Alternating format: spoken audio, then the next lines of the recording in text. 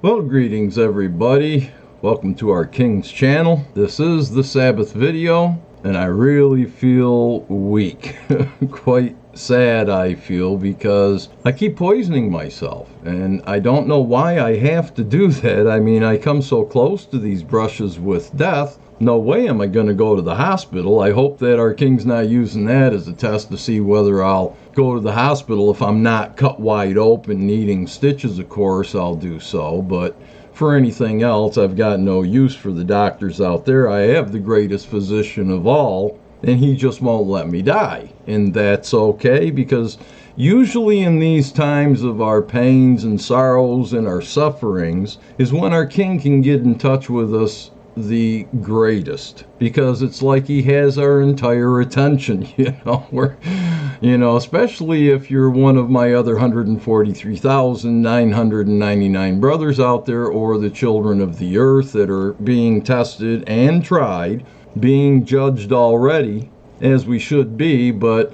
as I lay there in my pains and sorrows, my sufferings, dying from what I think was from some meat that I ate that I had koshered, I saw, and I just ignored it for the most part, which I shouldn't have done. I mean, I koshered out a top round that had been substituted when I had requested an Angus chuck roast, and instead I got the top round, and I sliced it real thin, about 3/8 of an inch thin, which gave me several slices out of a chunk that was, about 3 pounds. And I made up my koshering solution with pickling and canning salt, and I put about 1/4 cup into a copperware pot that I have, as I do with all meat that I get that isn't chicken or turkey, as those are blood dry in their processing.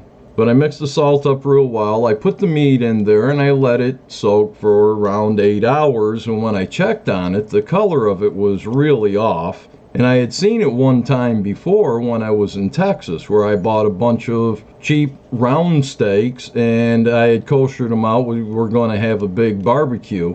And I bought around 20 pounds of the round steaks, koshered them out, and the same way the liquid looked, it looked sort of like it was a reddish pink paint of some sort. Looking into the water, it was like it was thick, but it really wasn't, any thicker than any other kosher type of brine that comes off from there, sucking all the blood out of it. But you couldn't see the meat under the liquid.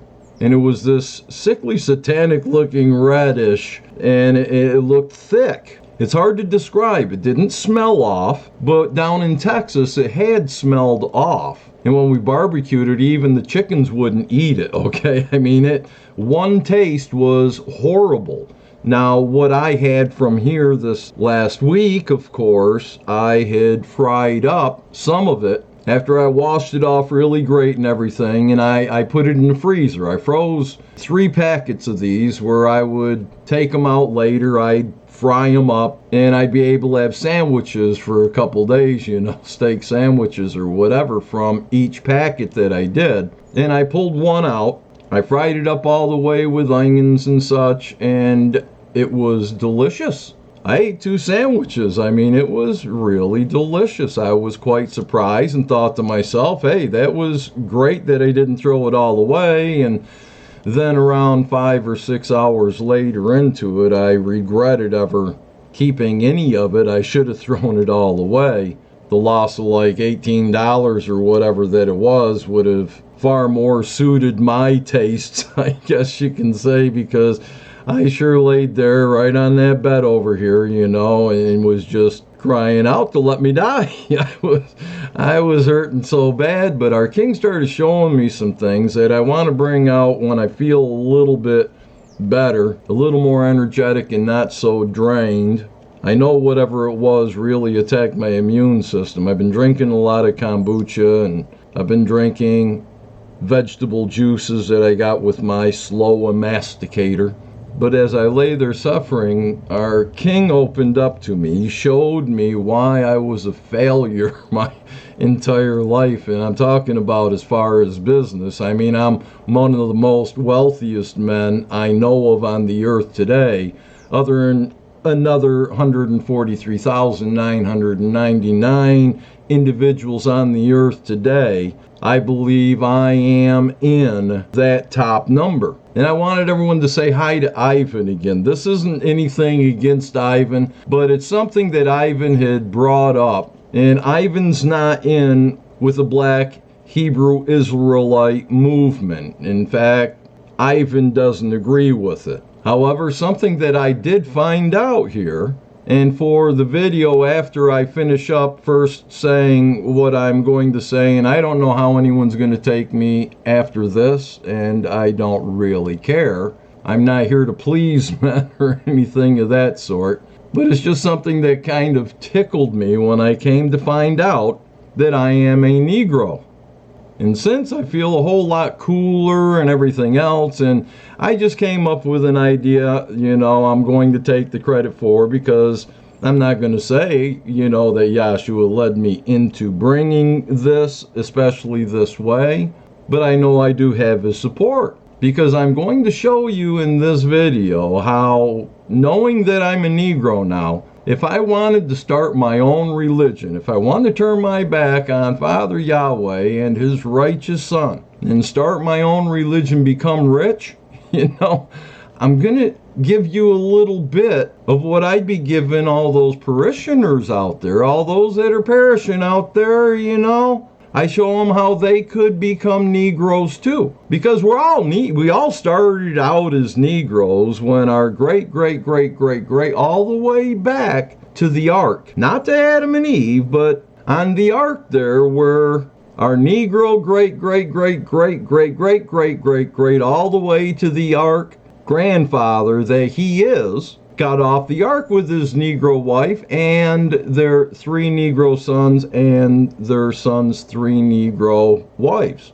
We all started out as Negroes. Now, had I known this, I would have been able to handle a whole lot better those that have called me privileged, white, bigoted, supremacist, all sorts of things I've been called. And I took time, to answer and say, look, I was brought up in a place where, those that were black, were just like us. We ate together. We went to school together. There weren't many in our school. One of them turned out to be a state policeman here for the state of New York, Alan Riley, and we got along great. We didn't see color in upstate New York here. It was just something that we didn't hear. We didn't hear a lot of the slang and everything. So I didn't realize I was a Negro back then, but I realized how great I got along with those have darker skin than I do, and I know I probably will set out like a sore thumb if I were to join, which I should have that option, the Black Hebrew Israelite movement,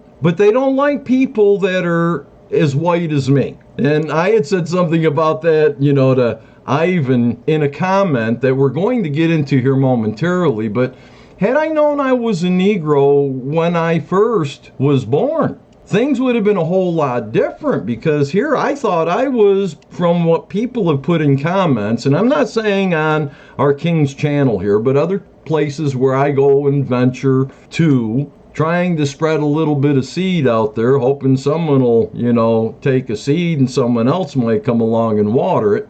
But I only know of like 2 of my other 143,999 brothers out there. But I do know more of those that I believe are children of the earth that actually heard our King's call and can hear the words that actually come from my mouth. And because of this, where Satan took our King all the way up to this high mountain, this precipice, and in a moment's time showed him all the kingdoms of this entire earth, which I'm still trying to figure out how she was able to do it on the other side of the globe. But she did it. That's all that mattered. And she offered our King all those kingdoms if he'd just fall down and worship before her feet. Now, I've got that same option. I could turn from Father Yahweh. I could turn my back on Yahshua. and speak things that people would throw their money to me, and I could have a real movement. I'm certain that I could, because I have an ability, if I was to lie, to be quite convincing. And that's what we're going to get into later on. But as I was saying back, now had I known back in 1987, when Richard Sullivan came down and took my 6-month-old Rottweiler and put her into my home, pouring kerosene all through there, lighting it on fire, burning her to death in our house, that I did speak of in a public meeting at the Abilene Building Standards Committee meeting, I think it was, where I told them, as they had me in there, telling me to remove the house that was burned, because they put a crime ribbon all the way around it, but never investigated, because I was a privileged white male at the time, and as some would say, a privileged white bigoted supremacist. And here, another whitey put my dog in my home and burned it up, and then he's standing in that place wanting me to be fined or whatever for the rubble that he left, and they never investigated. So anyway, they gave me 30 days to clean up the whole area, because I was privileged white. You know, I didn't know I was a Negro. It would have been so different had I known I was a Negro, but I was privileged to have the man burn me out, then brought to a building standards committee meeting, wherein I said that Richard Sullivan did this to me. I described it in detail. He stood right there, and he never said he didn't, because he knew he did. But it didn't matter, because he was even whiter than I was at the time. And I didn't know I was a Negro. And so I was given 30 days to clean up the property. I told them I wasn't going to go into the burnt house that they wanted me to demolish at first, but then I got permission to rebuild it. But then I found out it was so crumbly, the mortar in between the stones, it had been a beautiful stone house, but it burned so hot. I mean, that house was full of books, you know. That's what I did. I had a pretty large library. One room was completely stacked to where you could barely walk around, because in the center, they were stacked right up to the ceiling, as well as all the walls all the way around. I had books, and it burned so hot that the mortar crumbled. And so, though they gave me permission to rebuild, and there was no risk anymore, since there was that crime zone ribbon on there, that I said, I'm not going in there as long as that thing's on there, because I know your tricks. I'm not going to be put in jail for tampering with evidence when you haven't even done an investigation on it to find out that Richard Sullivan burned my house down. And so I threw a big party.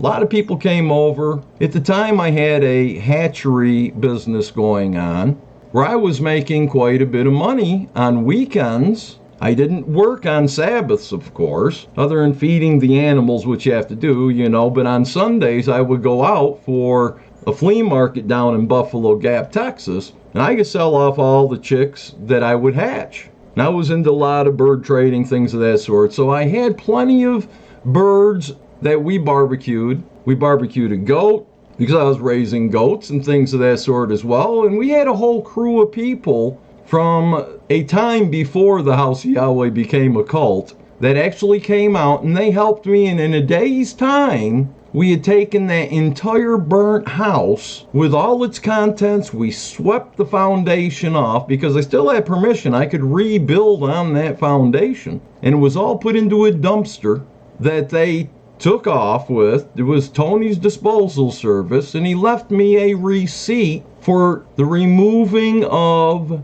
a burnt structure and debris. Okay, that's what he wrote right on the top of the receipt, which is filed in the 104th District Court with the Honorable Lee Hamilton presiding, which was whiter than me too. Had I known I was Negro, I wouldn't have thought that I was privileged white from things that conspired afterwards, because after I got the receipt and everything, within that 30-day period of time, Richard Sullivan, out of vengeance and hating, he knew I was a Negro, I guess, because I wasn't being shown the courtesy of this white privilege that I've been accused of many times. And Richard Sullivan saw right through that facade. and knew my heritage, that I was a Negro. Just like my great-great-great-great-great-great-great-great-great-granddaddy, Noah the Negro, and all the Negroes that got off the ark. We all started out Negroes, and I'll explain that shortly, but I still want to show you why, had I known I was a Negro back in those days, it would have been so much easier on me than to go through life thinking I was this privileged, white, bigoted supremacist, then a male chauvinist pig on top of it. But Richard Sullivan got a hold of a demolition order, and he had the wrong address put on there for 600 Virgil Street. He was supposed to go demolish, and he showed up on my front porch. Now, after the stone house had been burnt, and before the Board of Building Standard Committee meeting, I had built 2 new homes on my property. And he comes down, knocking on my door first thing in the morning, and he kicks my then pregnant wife and myself off our property as he demolishes everything. My chicken coops, everything, my business, all went to the dump. He tore up the foundation. I told him, I says, look, man, I says, you got 600 Virgil. This is 700 Virgil. So years later, they take me to court with a known fraud because they was discriminating against me while being a Negro that I didn't know I was. And that's why I'm so joyous that I discovered this.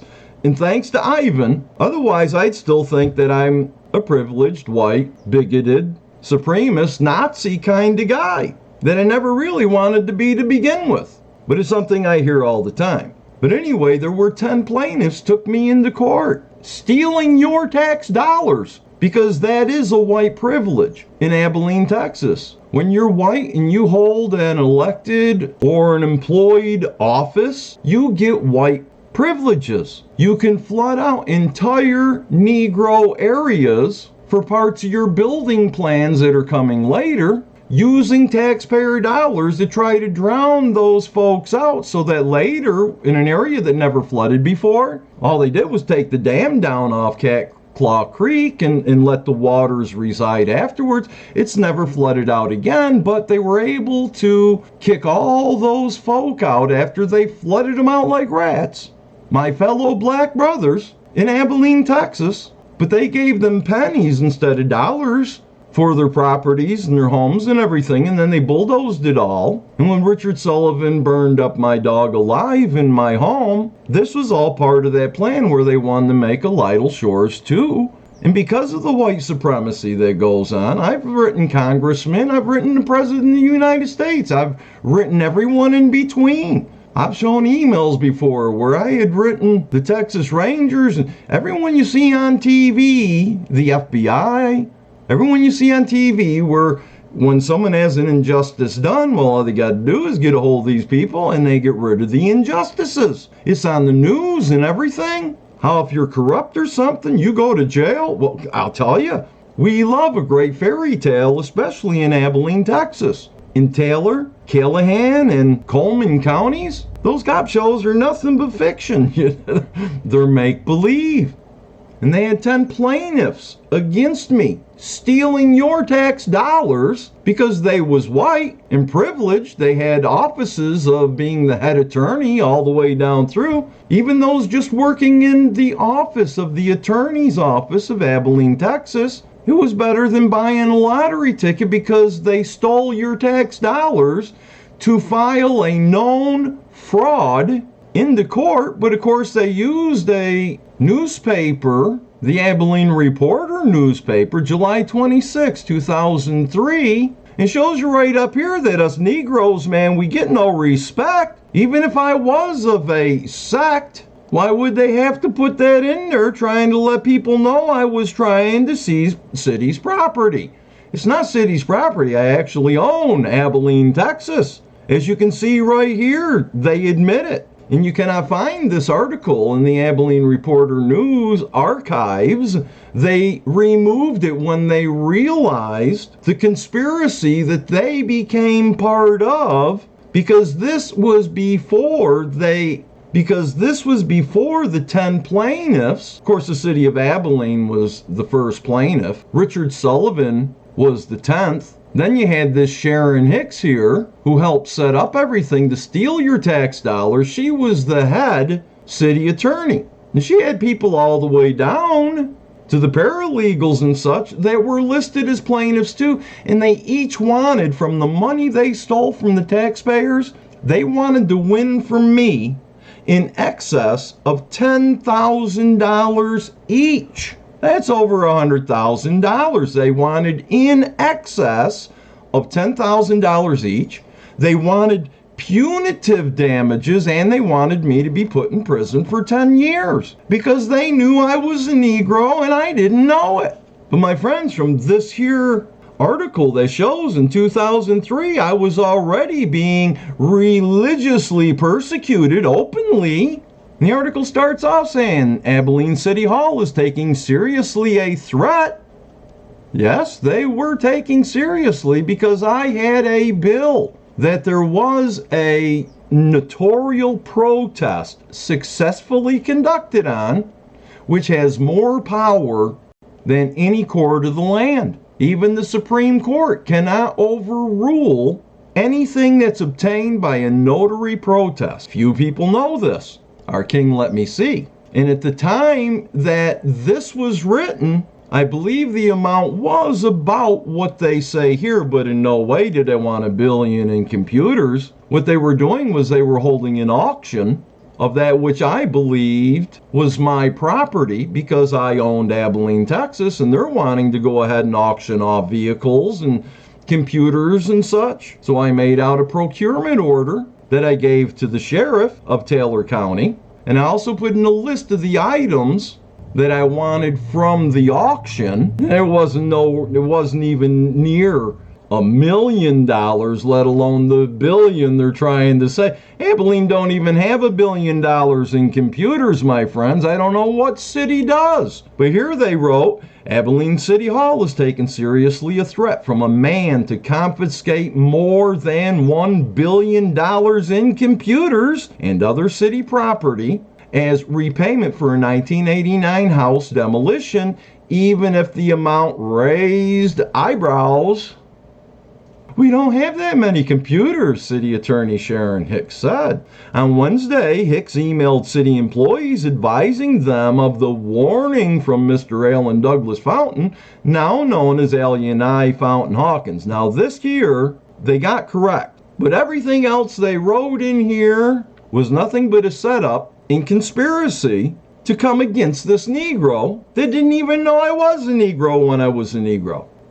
Down here it shows, it says the dispute stems from the 1989 demolition of Fountain's house at, and there they put it again, 600 Virgil Street. Now little did they know that I had got a cease and desist order that showed the legal department said my property was 700 Virgil. But see, the reason they filed the known fraud, making them known felons for filing a known fraud filled with aggravated perjuries into 104th District Court in Taylor County, Texas, with the Honorable Lee Hamilton presiding, a man who was elected to be a corrupt judge, knowing that it was a fraud. It was the first time he ever had a Negro talk to him the way that I did, because when I pointed out to him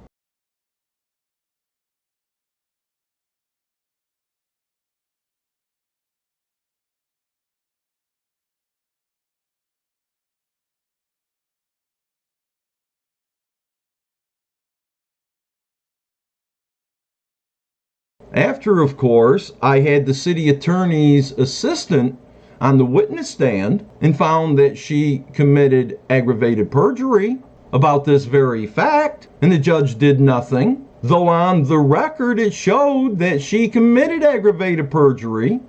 The judge let her go. I stood there saying, bailiff, take this woman to jail for aggravated perjury and contempt of this court. And he's like, So I told the judge, I move you, judge, to move your bailiff to arrest that woman, take her to jail for aggravated perjury and contempt of your court. And he, In the meantime, they got her out of the chair, where she resigned and she fled the county, leaving now just 9 plaintiffs. But there was another fella that took her place on it as a plaintiff, still wanting in excess of $10,000 each from me, using your tax dollars they misappropriated because they're privileged white folk against us Negroes. And they wanted to make personal gains and profit from it. And see, the thing is, when they filed it in the court as 600 Virgil, well, for me to even show that I had cleaned the property and there was no reason for them to come and demolish at the wrong property, which was 700 Virgil, them with the wrong demolition order for 600 Virgil, everything I brought into the courtroom is evidence, including my receipt, showing I had it cleaned up even before the 30 days I was allowed, and everything that Richard Sullivan had done out of vengeance against me being a Negro was over 600 Virgil. So when I brought in the receipts and everything for 700 Virgil, the judge kicked it out. I even put in an affidavit saying, hear ye, hear ye, hear ye. If there is any man, woman, or child on earth or in the heavens above or the seas and below that can prove that I, Al-Yahnai Hawkins, formerly known as Allen Douglas Fountain, has ever had any claim over 600 Virgil Street in Abilene, Texas, I give the Honorable Lee Hamilton or the judge presiding permission to take the bailiff's gun and me down to the parking lot and blow my brains out across the parking lot where that affidavit hung up in the foyer of the Taylor County Courthouse, where all the other notices and everything else are hung up. And after I forget what time, it might have been 10 days, it was taken down. Copies were made, certified copies by the county clerk, where I actually filed that document into the county records, as well as placing it in the 104th District Court's records. And the judge never would make them prove that 600 Virgil even existed. It never did. They've never investigated anything. But the thing is, that court case is still open. And what they brought this for was because they took this here reason, this 1 billion reasons, which was the bill that any non-corrupt court had it presented before their judge. The judge would have looked at it and said, well, this was a notary protest. Y'all had the opportunity, just like Willie Nelson. Poor guy, when the IRS took everything he had, it's because he never answered. All I did was use the very same system that the IRS uses, and it's legal and lawful in commerce. Commerce is not to be hindered. So the city of Abilene took that bill, filed it into the court case. It's still there, and what they were wanting to do was have it expunged and declared null and void, while each making $10,000, in excess of $10,000 in profit from this Negro, plus punitive damages and putting me in prison for 10 years because they filed a fraud over 600 Virgil Street. That it was like over a year later, after they thought the court case was closed, but it wasn't. I put in a challenge to jurisdiction, wherein the subject line is, I challenge jurisdiction of this 104th District Court to aid and abet known felons who have misappropriated federal and public funds by the judge presiding. Paraphrased, had they not burned me out in 2016, I'd have been able to show you those documents. But they burned me out to destroy the evidence that I had there when they tried to murder me, which culminated from even then, where they put me in jail for 44 days. Most of it was in solitary confinement. The first 3 or 4 days, they was torturing me, and I only had my boxer shorts on and my socks, and they had me a pair of sandals. But for like 3 days, they turned the heat way down. Well, I shouldn't say the heat. There wasn't no heat there. You know, I could see my breath at times in that room. And they kept me in there for like 3 days till I started saying, hey, look, you know, my heart's going out. I even put it in writing, let them know that I needed to see a doctor because they took me off all my supplements. They kidnapped me. They didn't have a grand jury. They didn't have an indictment. They had nothing except an arrest warrant from a judge that's also in all the conspiracies here to murder me. that didn't even have jurisdiction to arrest anybody. You could only hear a traffic matter, and yet he had me arrested on a third-degree felony of retaliation, which was filed by another corrupt guy who was elected as a district judge. Wow, what are the odds of that? But anyway, as you can see, I used to be thinking that I was a privileged, white, bigoted, supremacist, Nazi, whatever, that people was calling me on these other things, but I never realized the whole reason of these things was because I was a Negro Hebrew. I actually did write them for their bank account numbers and everything because I had the right to do so since I was going to collect on a debt. Anyway, it says, recently, Fountain began sending letters to the city requesting information on employees from 1989, such as bank account numbers, Hicks said, but the city did not respond. Now, the next thing that takes place is time for a whole different story when I got pulled over by an Abilene policeman. And the next thing you know, something you never hear of in Abilene, there's several other police cars all around, cops all standing out and all around where they had me pulled over. I have 5 children in the car, no air conditioning. The cop arrested me and unarrested me like 4 or 5 times, said, "Oh, I know, Mr. Hawkins, that you're not a stupid man." My children used to make fun of that all the time, ever since. But anyway, it shows here that Sharon Hicks says, Hicks said the city is not taking extra precautions other than alerting employees, alerting the police about what? Most of the city's vehicles are police cars, Hicks said. And what about them? Oh, which would be difficult to steal. So now I've gone from wanting to confiscate more than $1 billion in computers down to wanting to be one bad Negro, man, and steal police cars now. It says here, heavy equipment operators were sent a memo advising them of Fountain's threat to take city property. Again, the threat that I made was not a threat. It was a procurement order that I gave to the sheriff, and I also filed it with the city, and I put it in the records. All these things are documented. I actually own Abilene, Texas, because the billing didn't stop then either, my friends. And the bill that they were given has a ticker every second of every day since this bill was issued, and it was up to $1 billion at that time. It's still ticking. And since then, I've also procured all of Texas for our king. Now, whether he's going to use that as a gathering place or not, I do not know. But let's get to Ivan here, my friend Ivan. I really love this guy. I'm not trying to take a poke at my friend or anything. I brought forth this video, Why I Forgive Satan and Poor False Prophets, wow and ow. Wow, there's 64 views on there. I bet there'll probably be more views on this one. Now that I found out I'm a Negro, and I'm going to show you how having this sort of knowledge, if I wanted to turn from our Heavenly Father and His righteous Son, Satan would give it all to me, man. Just like she probably do for most anybody. But anyway, I had made mention of what I'm going to play just a little clip of here. I'll read the comment from Ivan, and you'll see where the realization came that I am a Negro. If you don't realize it, and though he spoke against me, I forgive this man. I know his heart's in the right place.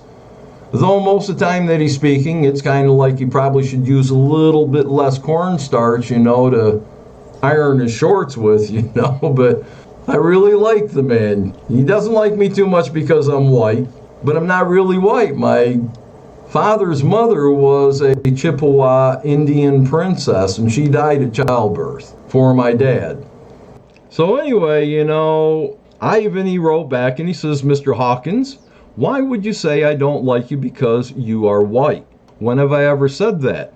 I'm not one of those Hebrews on the street corner cussing people out. Anyways, it's hot out here, and I'm trying to get these air conditioning working for all color of people, and the Creator has made on this earth. We'll chat with you later. And then he said he loves me, which I'm glad, because before I made the video, he was saying I was a son of Satan, so at least I came up a little bit in his sight. So anyway, I wrote him back here, and I'll play a little bit from why I thought that I was too white at the time, and until Ivan, had pointed out to me a certain fact in his video. And of course, I've told you all before, that when I endorse a video or anything else, prove all things. And when I did watch the video, I never said I agreed with everything. Now, what I did say that Ivan did, and I really respect him for the research he done, was on the 144,000. This man brought out more truth about the 144,000 than I can honestly say any other individual's video I've listened to, and I've listened to many, many, many, many, many over the years, and I always, or almost always, comment. Now, if I get on one about the 144,000 and you can't comment, I don't even listen to what they have to say. That's why I always allow comments. And Ivan called me out here, where he said, why would you say I don't like you because you are white? And I had to go over to his video, and I listened to it again, and it was enjoyable. And I found it out here that I'll play a little segment of shortly. But I wrote him back, and I said, Ivan, wow, I can believe that YouTube Satan struck again. It's around 2 hours ago, give or take, I answered this comment, and now, well, it is gone. Wow, yeah. I believe it, taking down my comments from even our King's own channel. What nerve hath this YouTube Satan, eh?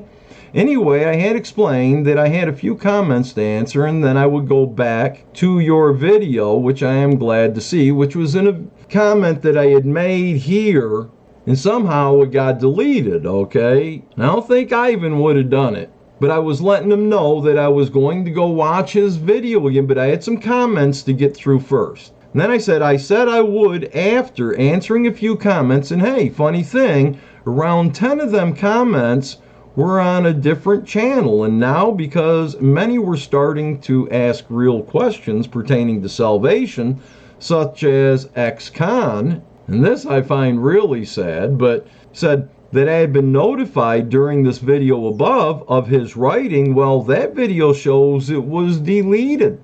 The video wasn't deleted, just the thread where people were really inquiring, and so I got to rewatch your video, and it really is well done, but the part in maybe, I just assumed that you were of the impression that white ain't right, sort of jazz, when you spoke of the Negroes with superpowers being the 144,000, and please go to around 3653 into it, and then let it play out till you beam. And loosen up there, speaking of Negroes with superpowers. And my friend, well, I got the same blood flowing through my veins as you do, and so, sir, maybe I am a Negro with superpowers too. After all, only Noah, his wife, their 3 sons, and their wives got off the ark, and so, why not, eh? Therefore, if I've been mistaken, and you do love me, even though I am light-skinned and bearded, well, then I humbly apologize and hope soon you and I, sir, you and I, Ivan, might discuss this further over a cold home brew, eh? You were in my prayers, my friend. I kind of like being a Negro with superpowers. Pretty cool indeed. And so, my friends, I knew that from that moment on, I was a Negro. Now, Ivan, he don't agree, as stated with the black Hebrew Israelites, but this is what Ivan said at 36 minutes and 27 seconds into it. Please do enjoy. 4,000 in the last days are to be teachers, and they are to teach the covenant people, the house of Israel and also the house of Judah, and also the Most High will use them to do his dirty work. They're gonna be straight killers, killing anything that the Most High tell them to kill. And the world is scared of these men. The world will be scared of these Negroes with superpowers. right, Ivan. The world's going to be scared of us Negroes with the superpowers.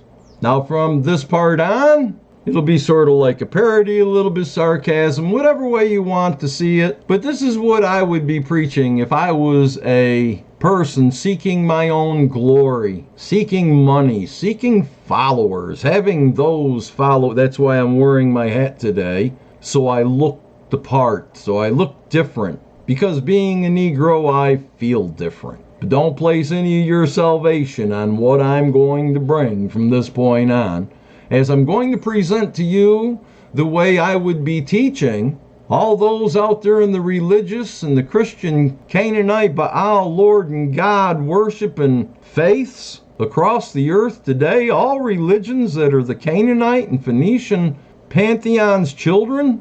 And if I was to turn my back on Heavenly Father and Yahshua, my righteous King, to go off seeking those to follow me, I'd do well. And I'm not saying that Ivan here is doing it, but look, he's got 387 views on this video talking about me and my 143,999 other brothers out there. He's only talking about us, where I'm one of them. And on the video here with Ivan that I was endorsing to go look at his video, well, look at what our king's got here. 64 views. It's like Charlie Chaplin there, you know, that fell in the old silent movies with his cane and everything. The funny guy, the little pedophile. He once entered a Charlie Chaplin look-alike contest and made 3rd place, you know. So Ivan didn't recognize me, you know. He thought I was there, you know, in a different place. I love the guy's smile. I mean, it's the only time I think he smiles in the whole video there. But what's he smiling about? Let's listen to him again, because it's music to my ears, now that I know that I'm in Negro. The world will be scared of these Negroes with superpowers. I tell you, man, we're going to be able to stop toy electric trains by pulling the plug out of the wall. We'll be able to jump over dollhouses with a single bound, and we'll be able to take grapes between our fingers and squeeze them, and we can eat the seeds if we could find seeded grapes. We're going to have powers like you wouldn't believe. So how would I convince a large amount of whiteys, and it don't matter what color your skin is, because if you're not of the true faith, you're a whitey. You keep in mind, everyone got off the ark. Our Negro grandest granddaddy, Noah, got off the ark with his Negro wife, their Negro sons, and their Negro sons' Negro wives. We was all Negroes. But some people became un-Negro, as I'll show you in the scriptures. Now here out in the wilderness, now you got to remember that when Noah took off into the wilderness, there were a lot of non-Negroes with them. In fact, Moses didn't even know they was Negroes yet, because they never called no one a Negro then, that I'm aware of. They might have called each other Nigers or something, you know, from Nigeria. But anyway, Black Moses takes them out of Egypt. Now, you got to realize that all the Egyptians there was Negroes too. How else would Moshe, if he was a Negro, be able to be called a prince of Egypt if all the pharaohs and everyone else wasn't Negro too? Otherwise, he would not have been widely received or accepted by the nobility there, would he? If he was a whitey? But no, everyone was Negroes. Now keep in mind, this is the things that I would teach. Don't base your salvation on this. And I won't bring that warning, hopefully, again, till we're through. Here in Numbers 11:31, it says, Now a wind went out from Yahweh, and it brought quail from the sea, and left them fluttering near the camp, about a day's journey on the side, and about a day's journey on the other side, all around the camp, and about 2 cubits above the surface of the ground. And the people stayed up all that day, all night, and all the next day, and gathered quail. He who gathered the least gathered 10 omers, and they spread them out for themselves all around the camp. Now our Negro father Yahweh, because everyone's made in his image, and he's got to be Negro too. And he gets upset here because all these Negroes are catching all the quail and acting as if it was fried chicken. But it wasn't. You can't make fried chicken from quail. And please don't think that joke was prejudicial, because it isn't. I've got fried chicken in my freezer. I fry chicken all the time. It's because I'm Negro. As we've already established, the whole earth is Negrolites, except for those who refuse to believe the truth. You'll see. Verse 33 says, "But while the meat was still between their teeth, before it was chewed, the wrath of the Father was roused against the people, and Yahweh struck the people with a very great plague." I'm telling you, it was because these people was acting as if those quails was going to give them fried chicken, and they couldn't.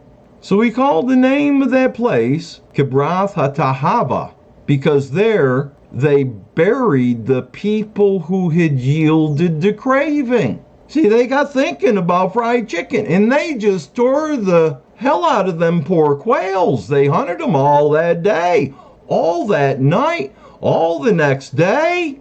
They hunted quail because they was craving fried chicken.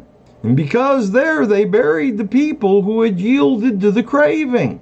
From Kibroth Hatahava, the people moved to Hazeroth and camped to Hazeroth. Now the very next chapter, please pay attention to this, as it shows in Numbers 12 verse 1. It says, "Then Miriam and Aaron spoke against Moshe because of the Ethiopian woman whom he had married." See, now they was complaining that Zipporah, the Egyptian woman that Moshe had married, wasn't black enough, which is probably part of the reason why they say not to worry about genealogies in the alleged New Testament. But you'll see the punishment on Miriam here, because she and Aaron were saying, Moses, your woman ain't black enough.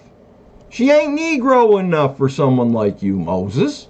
Would you go off there marrying some lighter-skinned Ethiopian woman when there were plenty of them out there that was blacker than her? So they said, "Has Yahweh indeed spoken only through Moses? Has he not spoken through us also?" And the Father heard it. See, now this is the problem with a lot of people. They don't understand when us Negroes are speaking things that we're actually heard. They don't know we've got a holy Malach assigned to each of us. So anyway, verse 3 it says, "Now the man Moses was very humble, more than all men who were on the face of the earth."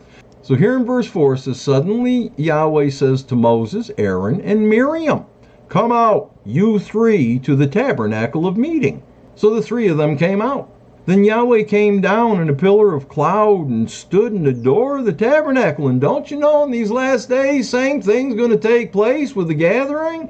There's going to be a pillar of cloud during the day and a pillar of fire during the night. Then Yahweh came down in a pillar of cloud and stood in the door of the tabernacle and called Aaron and Miriam, and they both went forward. And Yahweh said, "Hear now my words. If there is a prophet among you, I, Yahweh, make myself known to him in a vision. I speak to him in a dream." So you can see here, even in those days, Yahweh didn't speak to many people face to face, though he did the entire congregation at first, and the children were like, "Hey, us Negroes are scared, Yahweh. Don't keep talking to us because we're all going to die." Yahweh said, "You know, Moshe, they're right." So Yahweh spoke with Moshe almost exclusively, not fully, as you could see here with Aaron and Miriam. Yahweh says, "I, the Father, make myself known to him in a vision. I speak to him in a dream.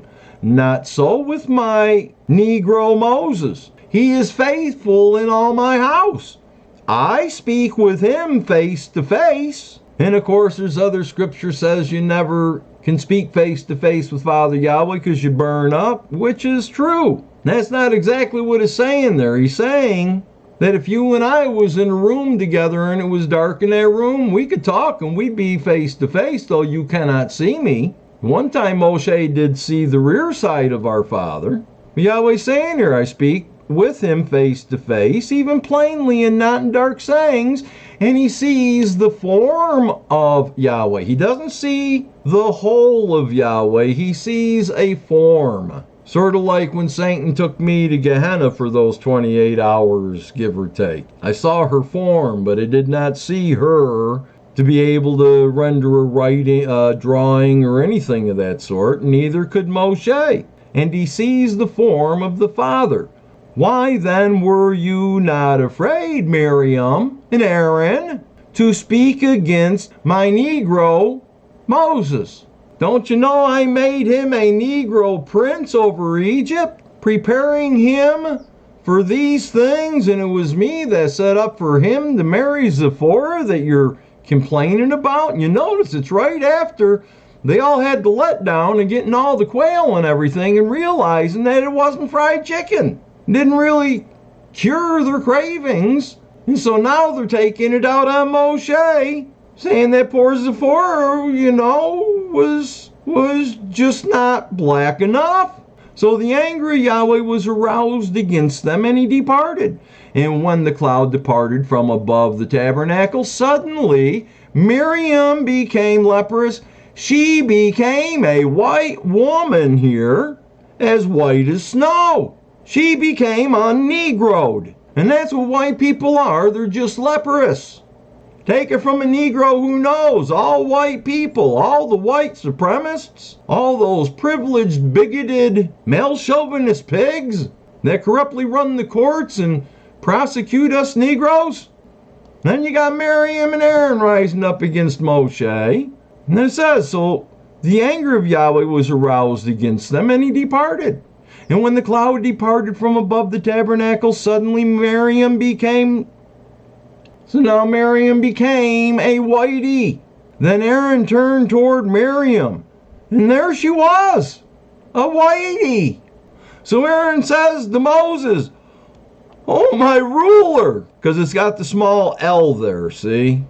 Even saying that letter, you get the chiefest Canaanite deity, El. It's got the lowercase l. "Oh, my ruler, please do not lay this sin on us, in which we have done foolishly, and which we have sinned. We made fun of the genealogy of Zipporah there, because she was not black enough. And now look at poor Miriam. She's whitey. Please do not let her be as one dead." You can see Miriam became a whitey. And Aaron's begging Moshe, don't let her be as one dead. Don't let her be as a whitey. So here in number 16, I'd like to show you where some Negroes were the first to ever see what's been taking place over here by the Dead Sea in Israel. And you can see down here, right there, I think I'm pointing at the right place, but these are sinkholes. Look at the sinkhole here where it's all cracked all the way up and around. All this is sinkholing out here. Pulling back, you can see up here at the top, there's a pair of sinkholes there. There's sinkholes here and here, but this is all the sinkhole here. Look at the cracks all around it. But I'm here to tell you that it was the Negroes at first that ever seen a sinkhole. Now, I know some of you might think I'm a little bit crazy for saying so. But when that sinkhole took place, there is inside information, as we'll find out here in number 16:1. It says, "Now Korah, the son of Izhar, the son of Kohath, the son of Levi, with Dathan and Abiram, the sons of Eliab, and on the son of Peleth, sons of Reuben, took men. And they rose up before Moses with some of the children of Israel, 250 leaders of the congregation, 250 of the most prominent Negroes, representatives of the congregation, men of renown. They gathered together against Moshe and Aaron and said to them, 'You take too much upon yourselves, for all the congregation is holy, every one of them. All us Negroes are holy, even the whiteys left out from Egypt that have come to encamp with us became Negroes too. They got a Negro refill. Because everyone was born a Negro from our great so on granddaddy Negro Noah. And all the Negroes got off the ark. That's probably why we had chickens on the ark. I mean, look at the eggs they have, and then they had babies. We had fried chicken on the ark every day. Once those chicks started coming out, of course, saying you take too much upon yourselves, for all the congregation is holy, every one of them, and the Father is among them. Why do you exalt yourselves, you self-righteous, privileged, white, bigoted, supremacist Moses and Aaron? Why do you exalt yourselves above the assembly of Yahweh? So when Moses heard it, he fell on his face. And he spoke to Korah and all his company, saying, tomorrow morning Yahweh will show who is Negroes and who is holy, and will cause him to come near to him. That one whom he chooses, he will cause to come near to him. Then he tells them about taking censers and everything. Him and them 250 men. Here in verse 11, it says, therefore you and all your company are gathered together against Yahweh. And what is Aaron that you complain against him?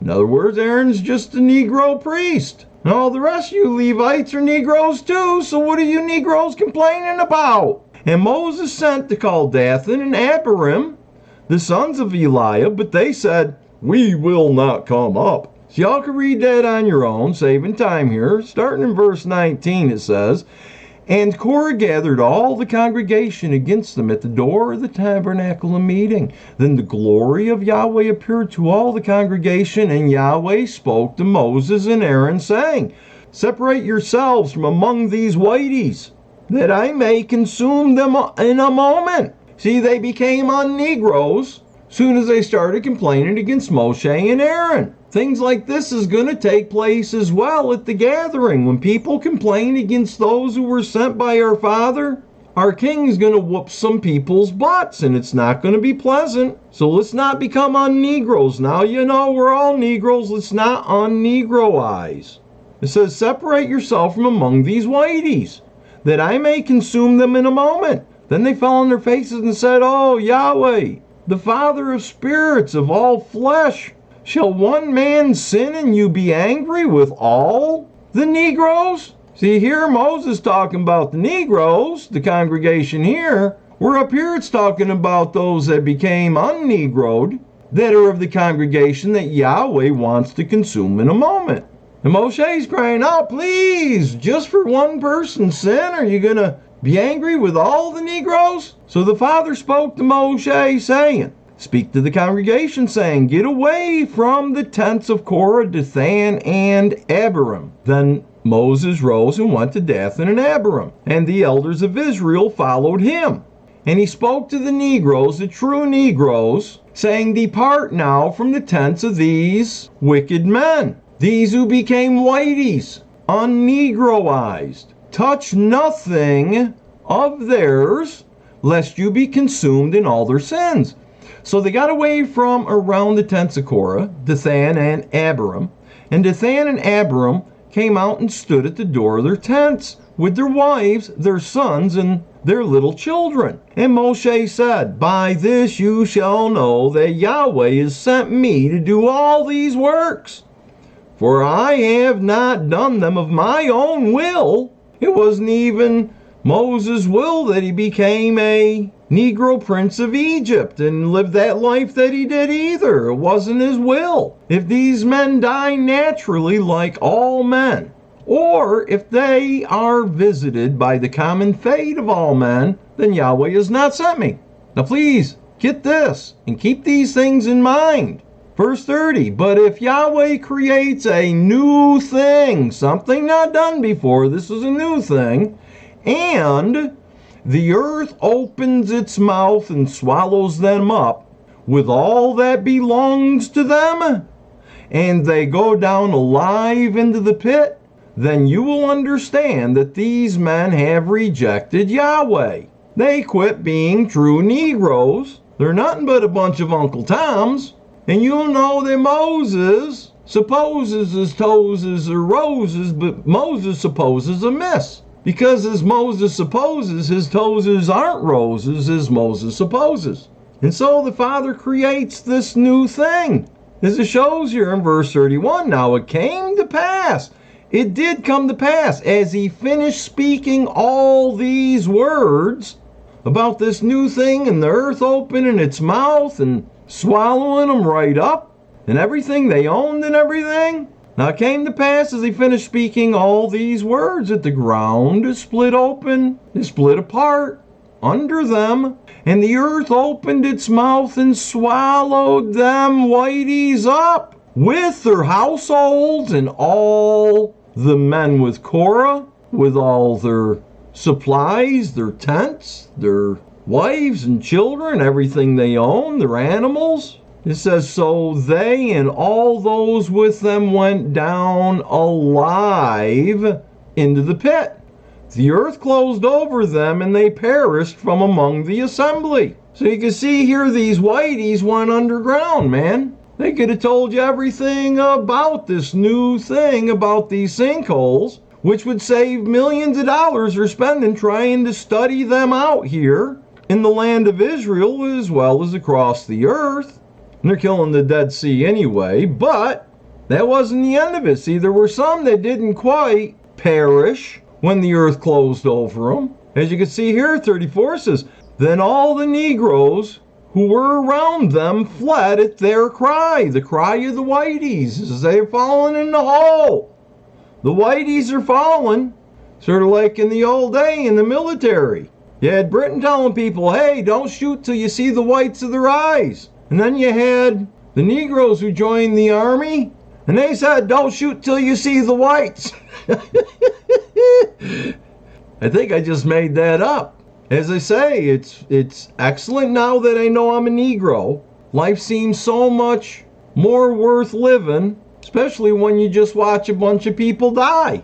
As it shows in 34, then all the Negroes who were around them fled at their cry, for they said, lest the earth swallows us up also. But then get this. And a fire came out from the Father and consumed the 250 men who were offering incense. So it wasn't bad enough. They had cravings for chicken and survived the plague that came on them for trying to ease the fried chicken DTs they were going through since they left Egypt, thinking they could substitute it with quail. And it didn't work. So then Miriam, she gets all upset. It's kind of like what's going on now with everyone wearing those things in their face and hidden away in their apartments like me. But being alone don't bother me so much. But you know, I realize it now. I became a recluse because everyone out there saw that I was a Negro, but I never did. Not until this last week. And so, my brothers and sisters, please repent of being the privileged white, bigoted, supremacist Nazis, the non-believers, because as you see right now, you never know. You can end up in one of these as well because they're becoming very prevalent in these last days. The only protection you have so you can go to heaven is to become the true Negro that we all are. Thanks to our greatest granddad, Negro Noah, and of course because of Miriam, the real whiteys out there. And we're not talking just the false Negroes, we're talking the real whiteys. Because she was complaining against Moshe, and our Heavenly Father turned her into a whitey, one of the dead ones. Now please people, turn from being one of them whiteys, one of them dead ones. Repent, be the true Negro, be all you can be, and let's avoid being puddle jumpers here. So keep the comments nice. Please understand I've said nothing prejudicial unless I'm speaking against myself, because I, sir, am, and madame, and mademoiselles, I am a Negro. And I love you all. Please don't make your own religion out of what was just brought forth. Improve all things. Keep the comments clean. I do love y'all. Bye.